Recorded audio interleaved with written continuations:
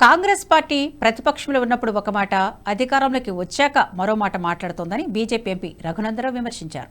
Group 1 పోస్టులు తక్కువగా ఇచ్చారని గతంలో కాంగ్రెస్ చెప్పిందని, అధికారంలోకి వచ్చాక కేవలం 60 పోస్టులు మాత్రమే పెంచిందని అన్నారు. చదువుకున్న వారికే పోటీ పరీక్షల విలువ తెలుస్తుందని, ఒక పరీక్షకు మరో పరీక్షకు మధ్య 30 రోజుల కాల వ్యవధి ఉండాలని డిమాండ్ చేశారు.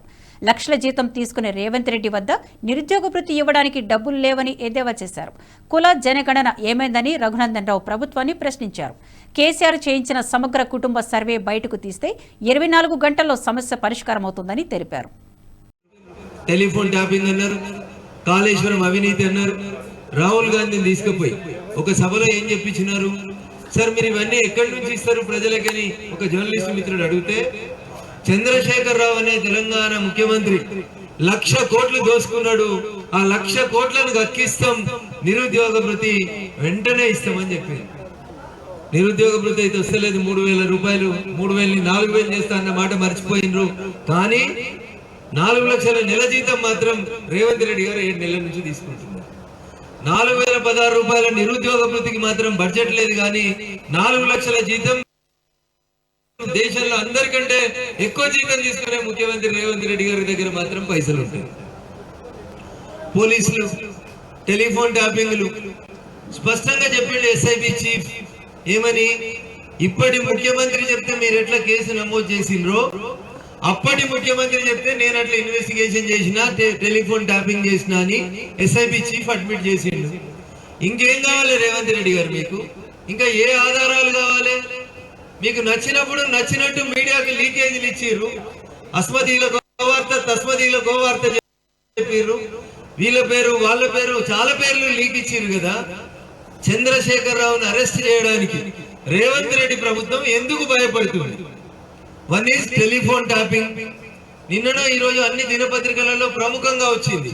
ఎస్ఐబి చీఫ్ గారు నేను వీడియో కాన్ఫరెన్స్ ద్వారా, టెలిఫోన్ కాన్ఫరెన్స్ ద్వారా నేను నా ఎవిడెన్స్ ఇవ్వడానికి సిద్ధంగా ఉన్నా అని చెప్పిండు. బేస్డ్ ఆన్ దట్ స్టేట్మెంట్ ఈ రాష్ట్ర ముఖ్యమంత్రిని మీరు చెప్పిన కొంతమంది మంత్రుల పేర్లు చెప్పారు, అప్పటి మంత్రుల పేర్లు, కొంతమంది ఎమ్మెల్సీల పేర్లు చెప్పారు.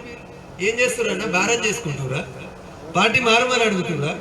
కండువాలు మార్చేందుకు, ఎమ్మెల్సీలను బెదిరించేందుకు కేసులను వాడుకుంటున్నారా? ఎందుకు?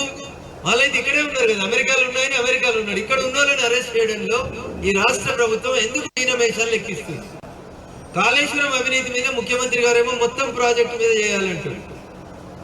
పిసిసి అధ్యక్షుని హోదాలో పోయి ఒక దరఖాస్తు ఇస్తాడు కేంద్ర హోంశాఖకి, సిబిఐ విచారణ జరిపించండి. భారతీయ జనతా పార్టీ చాలాసార్లు అడిగినాడు, అన్న ఉత్తరం మారవద్దు, ప్రింట్ కూడా మారవద్దు, డేట్ కూడా మారిస్తే మారవు, లేకపోతే పాత డేట్ కంటిన్యూయేషన్ అని ఇంకొక డేట్ అయ్యి కింద అదే రేవంత్ రెడ్డి గారిని సంతకం పెట్టి, ఇంకా కొత్త పిసిసి అధ్యక్షుడు రాలేదు.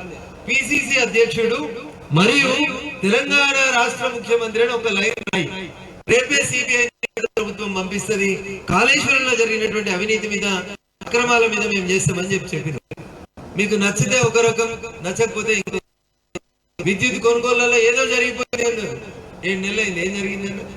కొండవి ఎలుకను పట్టినట్లేదు, కనబడతలేదు. ఫోన్ ట్యాపింగ్లు, కాళేశ్వరం అవినీతి, విద్యుత్ కొనుగోళ్లు, సివిల్ సప్లైస్ డిపార్ట్మెంట్ లో జరిగినటువంటి ధాన్యం కుంభకోణం, గొర్రెల పంపిణీ అన్న అన్నిట్లలో అధికారులు అరెస్ట్ అవుతారు.